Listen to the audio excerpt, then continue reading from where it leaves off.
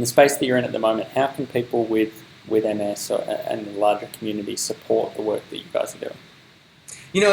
I think when you're talking about any new technology, the one of the biggest problems is always going to be funding, and it's always going to be uh, the profile of how people view what you're doing.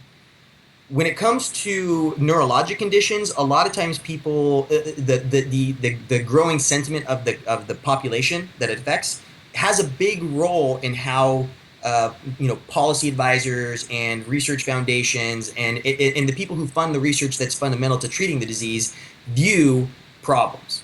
I think one of the great things about what we're doing right now, and what your group does in general, is letting patients know what's being done and what can be done and why this is beneficial. I mean, remyelination is the critical factor left in improving the lives of MS patients. The drugs that we have for immune suppression are pretty good. They can get better. Curing the disease would obviously be great where the immune system wasn't a problem anymore. But even with fewer attacks, patients are still having extreme disability. I think what MS patients, the most direct thing that they can do is become excited about these approaches that are the new up and coming phase. Just as you mentioned, remyelination is this big thing, and advocating and going to the people that are on a much higher level can lobby and advocate for the disease and saying these are the things we think are important. This is what we want to see happen. Support this type of research. Support these types of groups. Support these types of companies.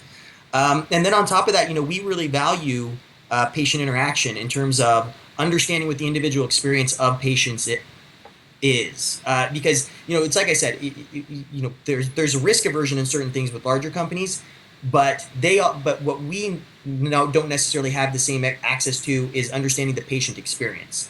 So we value interacting with patients and understanding what is it about we're doing that you like, but what do you see as potentially problematic? Because we don't always necessarily think that way because we're not personally affected by it.